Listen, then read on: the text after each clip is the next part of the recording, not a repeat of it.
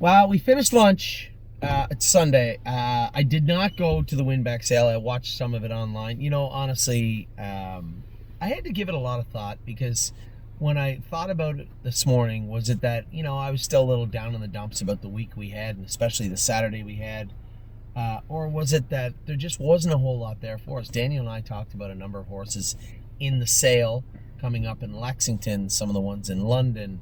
Hadn't talked about Harrisburg yet, but there's a lot going on right now, and I had done an opening video with Daniel and Amy and the kids were here, and it was really just talking about what we've done all summer, which you guys already know what we've done all summer. We've had a great summer.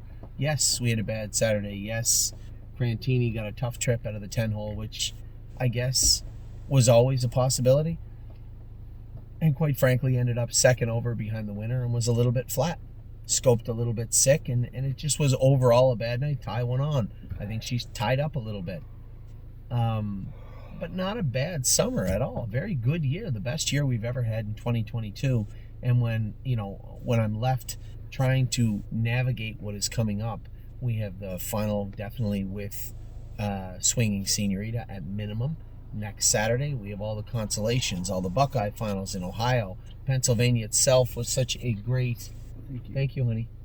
Pennsylvania itself was such a great jurisdiction for us all year. Ontario, we've had a pretty good run in Ontario. Across the board, we've had a great go. But now I'm left navigating the remainder of 2022 with all our trainers and trying to forecast what we're going to do with the sales. I think if we can duplicate or in triplicate do what we did in Ohio, I think we're going to have a fantastic lineup for the 2023 season. This, quite frankly, is the most important part of the year, right? When we buy the horses, we put in the work. They are what they are. You need them to stay sound and be healthy, but they are what they are. But getting those horses, that is the most important thing. I think we had a great run in the Ohio sale from what I can see. We ended up a little unexpectedly, maybe to you, purchasing a number of very talented pacers and trotters for the 2023 season, hopefully coming up. Now we're left looking ahead at Lexington. The reason we put the Ontario buckets out this week is because Ontario is its own beast, as I said. We're going to be drawing from a number of avenues to procure those horses. So whether it be Lexington, Harrisburg, the London Select Sale, or privately, we needed to have those buckets open so that we can put horses into them.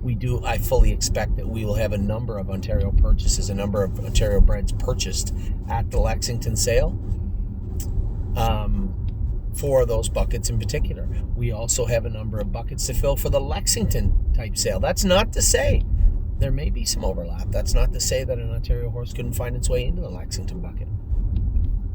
Just a lot going on right now, a lot of responsibility, and I need to make sure I keep my head clear. And although it was tough to turn the page in Delaware, it's done. And it's tough to turn the page after a race like last night, or races like last night.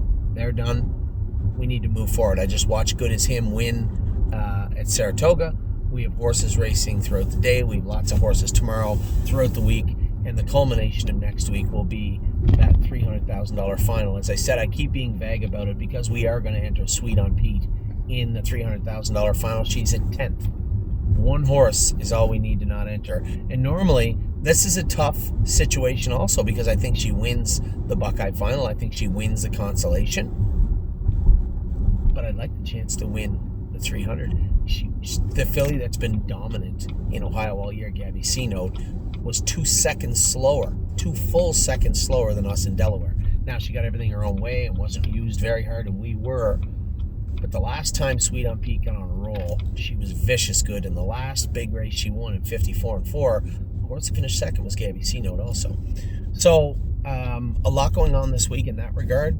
The sale is on Monday for us. We're going to be looking at buying some horses. There are some horses in the sale tomorrow we are looking to purchase. We have had a ton of luck buying older horses this year also because we have places for them. They were bought with a purpose, right? Even when Kings County was for Mohawk and we switched gears and put him in Ohio, man, what a decision that was. The horse has been tremendous. Per Lucky, moving him out to Illinois where he could do some racing in Indiana, looks like it's going to start paying off really well also, if they can fill the Open in Indiana full-time. Patrick LaPrana, moving him to Plain Ridge and to Mark and Melissa Beckwith has been incredible. As I said, I just watched Good As Him win in Plain Ridge. Sintra, what a pickup he was. The thrill of my life so far, obviously, winning the Gold Cup and Saucer, but the fact that he is such a good horse. I know that Harry wanted to race him in the Preferred last night. I think it was still a little much. They went 48-3, I believe. I still think we're going to enter him in the Meadows on Friday with Tim Twaddle. I think racing him in the Open there makes a lot more sense than trying to race him here in the Open. The whole point, this is a mathematical exercise. We want to get that $50,000 purse off of his card so we can get him back into the lower classes in Toronto. Sintra's a 9-year-old horse. He doesn't need to be racing in he doesn't need to be racing in the Open pace, especially when we can avoid it if possible. And the Open pace is no cakewalk at the Meadows, but it is quite a bit easier than the one at Mohawk. So I think that's what's going to go on this week. But I'm focused mainly on, I have this everywhere I go with me now. This is my iPad that has all my notes so far, both preliminary. I've been through the catalog 3 times. The Lexington catalog, Daniel and I have talked in depth about day 1, day 2, what's going to go on. We're going out to dinner tonight. We're going to talk about the sale some more. And I also scour through all the notes that you have sent me also. A lot of our clients say, hey, Anthony, what about hip number so-and-so in Lexington? What do you think of this horse? My final decision for both Daniel, you, and everyone else will be made Sunday morning, Sunday afternoon, and Sunday evening at Lexington next week when we get a look at the horses. But for right now, it is, as we just talked about, it is important to have plan A, plan B, plan C, because when the sale starts, it's really, really quick. It all runs through really, really quick. And there's only one day every year of Lexington. So day 1, of Lexington each year. So looking at what's available, what those horses are worth, and what we can get them for, trying to find value in a monsoon sometimes is tough. Is tough, but that's my job, and that's what I'm gearing up for over the next week. By the time I get to the sale grounds, you can be sure I'll know every horse that's in that sale catalog, and when it comes to looking at them, I'll be ready to do so. So, not much of an opening to talk about. Yes, we're all down in the dumps. Crantini. The outcome was not what we wanted. Taiwan on, the outcome was not what we wanted. But I guess the overarching message that I was trying to make this morning was we are now buying very good horses.